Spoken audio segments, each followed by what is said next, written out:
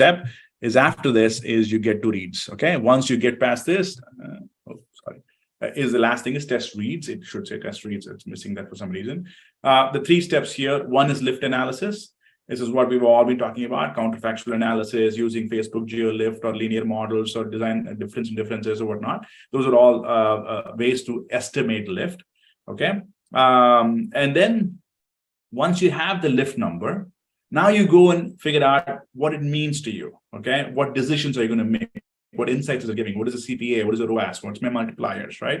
How does it compare to what I've been getting from last click?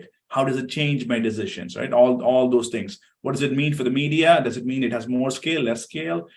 What does it mean for consumer behavior? All those questions you kind of ask and you identify all the insights.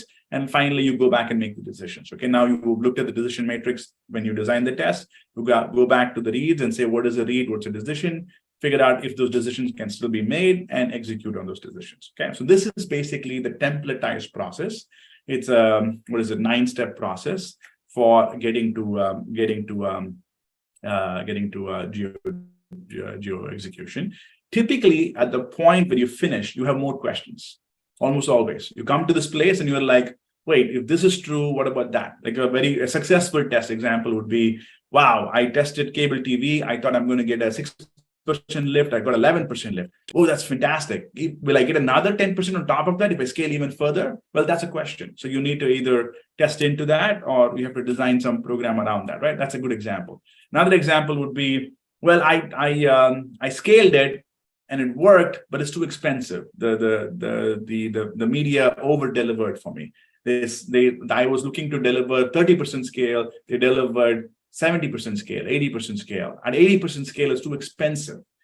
But will I get the same lift if I scale 30%? Is there diminishing return there? Can I just come down the curve and hit it at the sweet part of the curve?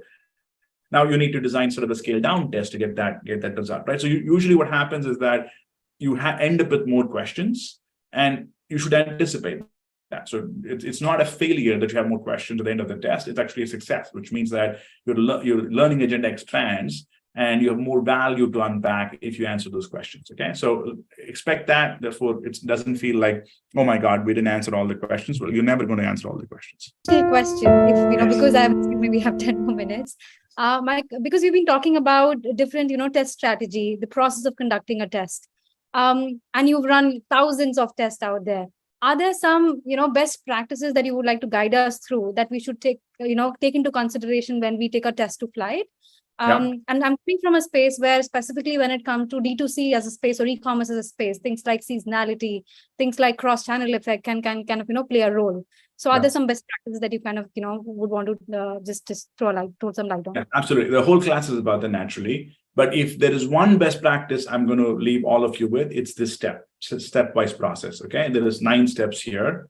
Follow this 9-step process. If you go out in the market, there is no 9 steps. They will talk about market selection and they'll talk about counterfactual analysis. Okay, that's what everybody thinks about.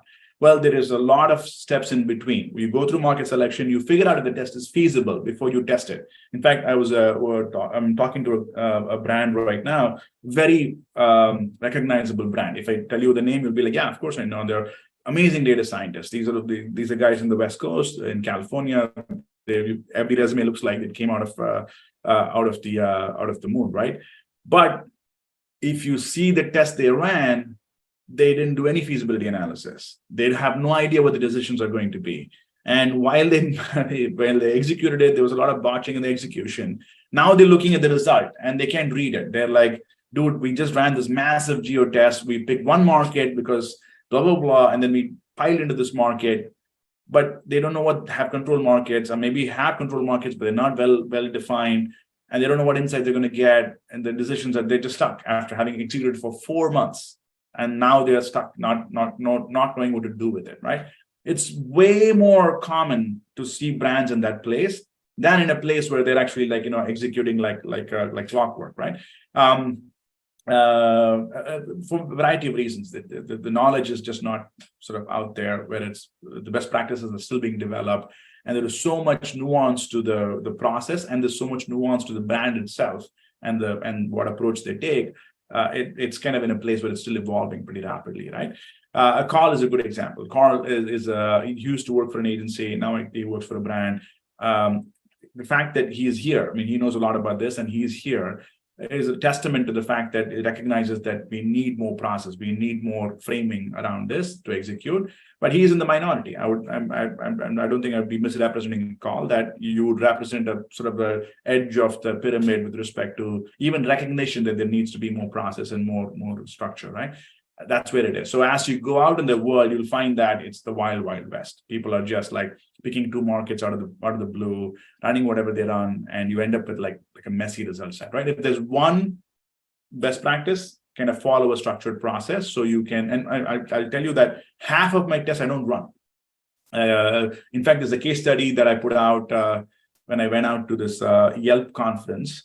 There's a branded search case study I put out. They came into me and said, we have to run a branded search test. I really need to understand that. I went through the analysis, and the decisions were so obvious. The feasibility analysis was very clear, and the decision metrics were very clear. We never went in to run the test to begin with. And that's an example of use cases I run into all the time.